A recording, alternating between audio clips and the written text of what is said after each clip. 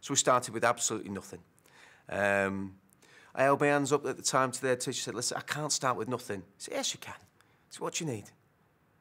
I said, well, I suppose a few bits of material. I said, I can get, so I suppose I can borrow a few eggs from somebody for this project. I suppose I can borrow a bit of tape from here, and you don't have to pay anything for that competition, it's free.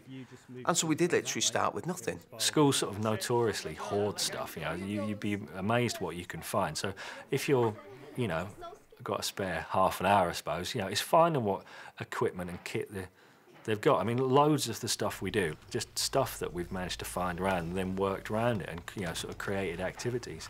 We've basically gone to a scrapyard and asked them what they can lend the school. I mean, that doesn't cost anything. So you have to think around things. Everybody's got an old bike in the shed somewhere. Your granddad's, your dad's. So there's always bits of things hanging around. Bring it in. We'll strip it down, we'll use the bits, and there you go. We've learned how to take things apart and rebuild stuff, and then get electricity from different things where we wouldn't usually get it from. There are some activities that can be done very cheaply within the school. One that's very popular is making bath bombs, and actually then once they're made, they're very cheap to make, and you can go on to sell them at school fetes, for example, which can then make some money back for the club. At room temperature. Can you more smoke? All of the equipment that we have in our prep room, in the department, we use that. Everything that we've got in D&T, we can use that. And it's about thinking of ways of doing experiments, so making pinhole cameras out of old treacle tins, which pupils can bring in, or making smoke cannons out of Pringles tubes. Again, sort of recycling, using other things that they can bring in. The club itself is free to attend, and so if occasionally we need to have a bit of a collection to buy something, you know, if the pupils bring in £1 or £2, you know, they're more than willing to do that. If we want to run a trip to go and see the Big Bang, students, will you contribute? You know, it's £5 to go on the coach. Yeah, no problem, we'd love to go down, sir. If the students are enthusiastic about it, you can normally find, so, there's a local cab firm, we need to transport these students for this competition here. So any chance you could, you know, sponsor us and we'll put it in the paper? No problem.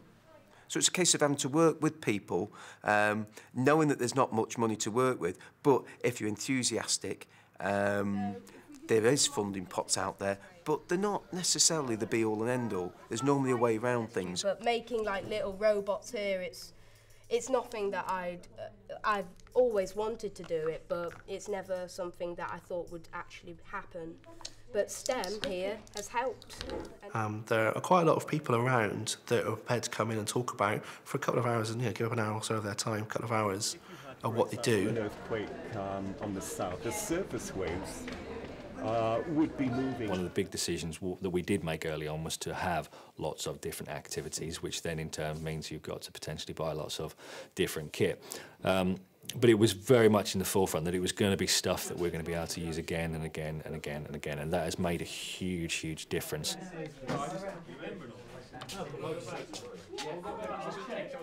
And now we're in a fortunate position whereby we do have people who are putting a little bit more money towards us, but that has taken a lot of time to get up to that level, and it hasn't massively impacted on the type of student that we have or the type of project that we're doing.